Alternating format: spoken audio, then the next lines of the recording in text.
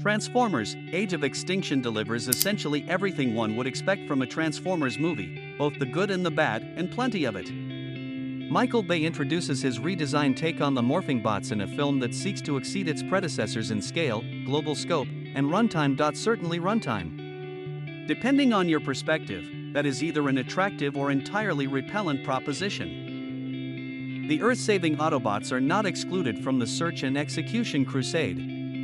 Cade, his 17-year-old daughter Tessa, Nicola Peltz, best friend/assistant Lucas, TJ Miller, and Tessa's secret lover/professional race car driver Shane, Jack Rayner, get caught in the crossfire between Attinger's minions, the most vicious of whom is the ruthless Savoy, Titus Welliver, and the fleeing Autobot leader.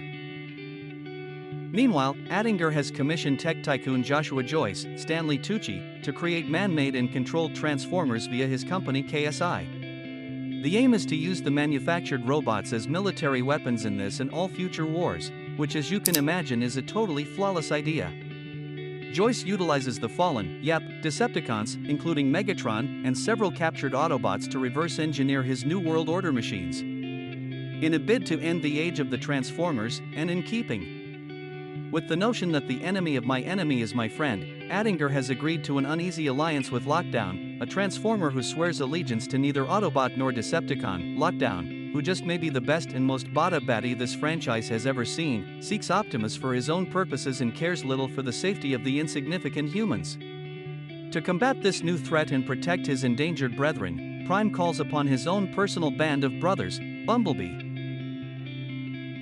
Hound, John Goodman, Drift, Ken Watanabe, Crosshairs, John DiMaggio, and later, Brains, Reno Wilson. Thus concludes the basic plot conceit and the extent of the story that contains a logical throughline. Aaron Kruger's script is often predictably senseless and can feel like a hodgepodge of plotlines lifted from a bevy of recent, and some not so recent, blockbusters.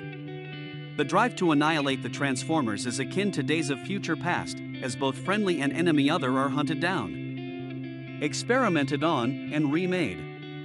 There's even a fundamental new story twist that quotes Prometheus, but in order to avoid spoilers, we won't delve into the details at this time. The story provides some tantalizing hints at the Transformers' backstory, and they ultimately outshine the humans.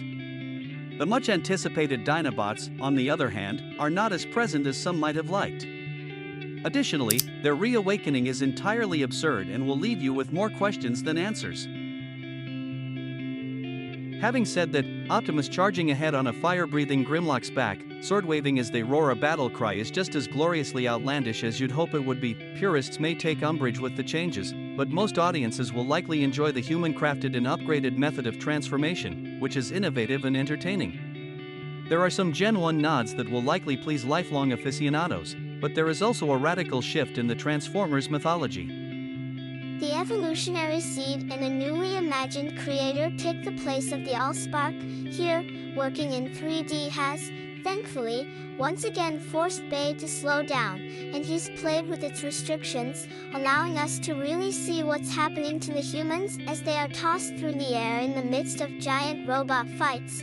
Though the editing still dips into a kinetic pace here and there, Bay has introduced a wider swath of action.